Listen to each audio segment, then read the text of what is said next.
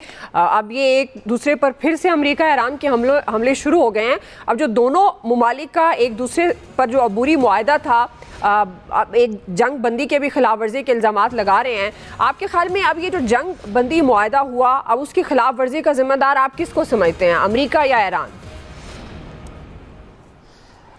ये दोनों ही मुझे तो लग रहा है मिलके खेल रहे हैं। 5 अरब डॉलर का तेल उनका मार्केट का में यानी समुंदर में मौजूद है ईरान का, और 2 महीने के लिए उनको इजाज़त दी अमेरिका ने कि जी आप मुज़ाकरात के दरमियान में अपना ऑयल बेच लें। महकमा तिजारत ख़जाना तिजारत ने उनके ऑर्डर किया। अच्छा, उसमें उन्होंने कहा जी हम खोल रहे हैं आबने हुर्मुज़ और हम ये करेंगे कि जी हमारे रूट पे आप चलेंगे।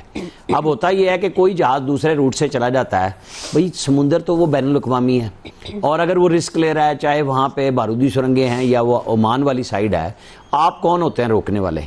आपने एक मुआहदा किया, आपको अपना तेल बेचने की इजाज़त मिल गई। दुनिया में अभी तक रिफाइनरियाँ पूरी तरह जो बिल्कुल साफ़ तेल बेचते हैं, अभी तक काम शुरू नहीं किया था, आपने नया काम शुरू कर दिया। कभी कतर पे, कभी सिंगापुर पे, कभी किसी पे हमला कर रहे हैं, वजाहतें दे रहे हैं कि नहीं हमने नहीं किया, दूसरे ने किया। फिर जो 90 जगहों पे या 90 अहदाफ पे अमेरिका ने काम किया। मतलब दोनों अपने अपने लोगों को खुश करने के लिए लगे हुए हैं और दुनिया को रुसवा कर रहे हैं कि एक को चाहिए नवंबर का मिड टर्म इलेक्शन, और पासदारान जिनको अच्छी भली वो असबियत के तहत वो लोग भी साथ मिल गए ईरान पे जब हमला इसराइल और अमेरिका ने किया जो इनकलाब के ख़िलाफ़ है। तो इन्हें खुश हो जाना चाहिए था कि लोग हमारे साथ खड़े हुए हैं, तो उनकी तरक्की और फलाह के लिए करें। ना रोज़ाना कोई ना कोई महाज खोलना है। हम कहते हैं कि चांद मारी तो चलती रहेगी, ये थोड़ी सी ज़्यादा हो गई। ज़ाहिर है नेटो फोर्स पे भी वो आए हुए थे सारे, और वो रोब शोब डालना चाह रहे थे, हालांकि यूरोपियन उनके रोब में अब बिल्कुल नहीं आ रहे। धमकियां भी ये अकेले भी लगा चुके, सबको भी सदर ट्रंप लगा चुके, लेकिन उनको समझ आ चुकी हुई है यूक्रेन वाली जंग के बाद कि वो यूरोप कहाँ खड़ा है और उनके लोगों के मसाइल कहाँ पहुँचे हुए हैं। अब ऐसे में सदर ट्रंप ने रोज़ाना की बुनियाद पर धमकियों का सिलसिला शुरू किया हुआ है, और यही काम ईरानी क़यादत भी कर रही है। भाई आप जब ड्रोन मारते हैं तो आप डरा भी तो सकते हैं ना, ड्रोन मारने की बजाय किसी वेसल पे जब आप तेल के जहाज़ पे मारते हैं तो आप उन्हें कहें अगर वो नहीं आ रहे तो आप कोई सिस्टम बनाएंगे ना। अब वो जो जंग वाला माहौल आप आबनाए हुर्मुज़ में बना रहे हैं, जिससे फिर दुनिया में ऑयल मार्केट में एक भौचाल आता है, रेट बढ़ता है। हमें तो वैसे ही नहीं उसका कोई फ़ायदा हो रहा था, अभी तो हम पिछले को रोना रो रहे हैं कि जनाब ऑयल साफ़ आएगा तो देंगे। आपने मज़ीद काम शुरू कर दिया है। ये अरब ममालिक भी फंसे पड़े हैं, और पाकिस्तान ने ज़ाहिर है कल एक पब्लिक अपील की दोनों से कि भाई जब मुआहदा किया तो उसकी पासदारी करो।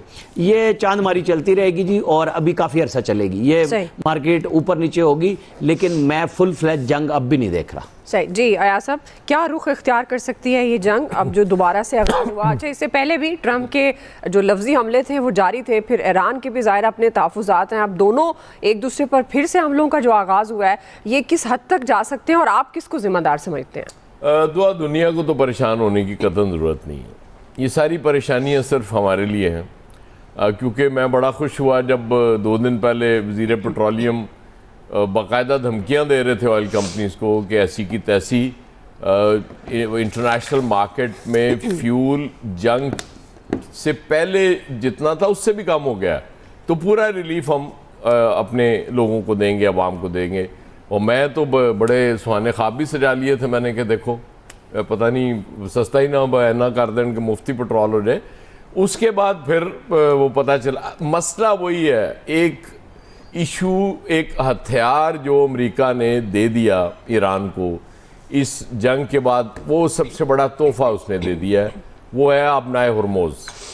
आबनाए हुर्मुज़ अब रौला ये है कि वो जो इंटरनेशनल मैरीटाइम इदारे हैं वो अमेरिका की ज़ाहिर सरपरस्ती में काम कर रहे हैं, वो इस्तेमाल करना चाहते हैं ओमानी रास्ता, ओमानी साहिल से करीब। ईरान कहता है सवाल ही नहीं पैदा होता, रास्ता तो यही रहेगा। और चूंकि आपने हमें लाइसेंस दे दिया है, ये बता दिया हमें कि ये एक हमारे पास हथियार है जिसका हमें पता ही नहीं था पहले, लिहाजा हम अब इसका भरपूर इस्तेमाल करेंगे।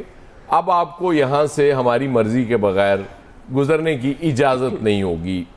जिसके बाद फिर वो अचानक वो ट्रंप साहब ने कहा जी मुआहदा भी ख़त्म हो गया, MOU भी मुक गया, सब कुछ हो गया, और पाबंदियाँ भी दोबारा लगी, वो जो ऑयल बेचने की इजाज़त दी थी वो भी ख़त्म हो गया। ईरानियों को भी समझ आ गई हुई है कि ट्रंप साहब अब किस हद तक जा सकते हैं। उससे आगे वो नहीं जा सकते। इसी तरह की होगी कि जी 80 मकामात को निशाना बना लिया, 90 को बना लिया, ये कर लिया, वो कर लिया, और ये कहेंगे जी हमने उनके मफादात को, उनके अड्डों को निशाना बना दिया और ज़्यादा शिद्दत से निशाना बनाएंगे, नेक्स्ट टाइम आप करेंगे। ये मामलात इसी तरह चलते रहेंगे। वो बिल्कुल आमिर ठीक कह रहे हैं कि कोई फुल फ्लेजेड वॉर मुझे भी नज़र नहीं आ रही कि इस पे होने जा रही है, क्योंकि ट्रंप साहब की धमकियां देते देते अचानक वो कहते हैं कि उन्हीं राब्ता कर लिया ईरान की क़यादत ने, वो मुआहदा चाह रहे हैं हमसे। इसका क्या मतलब होता है? इसका मतलब यही होता है ना कि भाई जाहिर है इससे आगे तो मैं भी नहीं जा सकता। अब वो एक ख़ास लॉबी वो तो काम कर रही है, वो जाहिर है वो नहीं चाहती जंग ख़त्म हो, वो लगी भी है इसके पीछे। उनको जब मौका मिलता है वो कोई ना कोई उसमें से निकाल लेते हैं। लेकिन ज़ाहिर है हमने जो एफ़र्ट की, बड़ी सिंसियर एफ़र्ट थी इनको ला के मुज़ाकरात की मेज़ पे बिठाना। और आप एक बात जहन में रखें कि इस बार फिर नेक्स्ट राउंड ऑफ टॉक्स की बात हो रही थी इस्लामाबाद में। तो जब इस्लामाबाद में राउंड ऑफ टॉक्स की बात होगी तो फिर आप समझ सकती हैं कि उसके लिए बहुत से लोगों का, बहुत से मुल्कों का वो दिल जल जाता है। वो कहते हैं कि ये तो पहले ही बहुत पाकिस्तान ने इसमें नेकनामी कमा ली है, और मज़ीद अगर एक और इजलास यहाँ होता है तो ज़ाहिर है वो तो फिर बड़ा मसला हो जाएगा। तो वो भी एफर्ट्स अपनी जगह मौजूद होती हैं। फिर ज़ाहिर है एक सुहाना, वो सुहाना नहीं डरावना ख्वाब मुसलसल वो डोनाल्ड ट्रंप को आता है, वो जो मिड टर्म इलेक्शन होने हैं, वो चाहते हैं कि उसमें कोई ऐसी बारगेन उनको मिल जाए कि वो अपनी कौम को ये सौदा बेच सकें कि देखें इससे बेहतर मैं कर नहीं सकता था। जो बार बार वो कहते हैं कि जी हमने एटमी प्रोग्राम भी ख़त्म कर दिया, रिवायती फ़ौज भी उनकी ख़त्म कर दी, एयरफोर्स भी कर दी, ईरान के पास तो रहा ही कुछ नहीं ना, अब तो हम सब कुछ कर चुके हैं। इसके बावजूद आपको ज़ाहिर है फिर मुज़ाकरात की मेज़ पे आना है जी। इसी तरह पासदारान इनकलाब को भी अब थोड़ा सा तहम्मुल से काम लेने की ज़रूरत है। आप ऑलरेडी आपकी विक्ट्री हो चुकी है, आपको इसमें बिल्कुल परेशान होने की ज़रूरत नहीं है। आपने दुनिया की जो वाहिद सुपर पावर क्लेम था उसको भी काफ़ी हद तक डेंट डाल दिया है, उसको भी डैमेज कर दिया है, उस इमेज को भी। तो मेरे ख्याल इससे बड़ी विक्ट्री और हो नहीं सकती थी। और दूसरा, जब तक मुआहदा नहीं हो जाता जी ये अमेरिका और बाकी मुल्कों को भी सोचना चाहिए कि उस वक्त तक अगर वहाँ से गुजर रही है वो जहाज गुजर रहे हैं तिजारती, तो ईरान की इजाज़त से गुजर जाए क्या फ़र्क पड़ जाएगा? सही। वो रोक थोड़ी रहे हैं कि जी नहीं आप यहाँ से नहीं गुजर सकते। तो मेरा ख्याल है कि दोनों को थोड़ा सा पीछे हटना पड़ेगा, फिर वरना तो बात तो ऐसे चलती रहेगी तो भुगतना तानू सानू पड़ना है, पेट्रोल साडा फिर महंगा हो जाएगा। जी फैसल साहब कौन जिम्मेदार है? और जिस तरह से बात हो रही है कि फ्यूचर में नहीं देख रहे कि ये जंग बढ़ती नज़र आ रही है, जाहिर है अब, लेकिन ये जो अफरा तफरी की सिचुएशन है इस वक्त, एक दूसरे पर हमले हैं, ये भी क्लेम हो रहा है कि वो कह रहे हैं कि 90 अहदाफ निशाना बनाए, 14 अफराद ईरानी वज़ीर सेहत ने भी कहा शहीद हुए हैं। तो ये अफरा तफरी क्या मुआशी तौर पर फिर दुनिया को परेशान कर सकती है? नहीं, दुनिया तो परेशान हो रही है ना, उसके असरात तो आ रहे हैं। आलमी मार्केट में जो है वो तेल की कीमतें बढ़ गई। अब ये अलग बात है कि आज से वो कीमतें गिरना शुरू हुई हैं ट्रंप साहब के बयान के बाद। आपके पाकिस्तान में जो है वो स्टॉक मार्केट 2 दिन से गिरी हुई है, कल तो बहुत ज़्यादा जो गिर गई थी, कम बेश 4000 पॉइंट।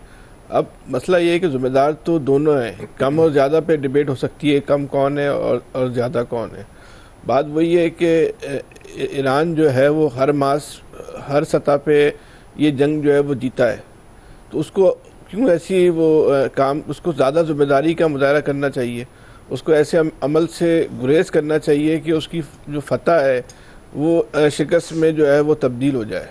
देखिए अमेरिका शिकस्त खुर्दा भी है और ज़ख्मी भी है, तो उसके जो नफसियाती दबाव है उसका तो असरात आने ही आने ना। जब ट्रंप इतनी आसानी से शिकस्त तस्लीम कैसे जो है वो कर सकता है।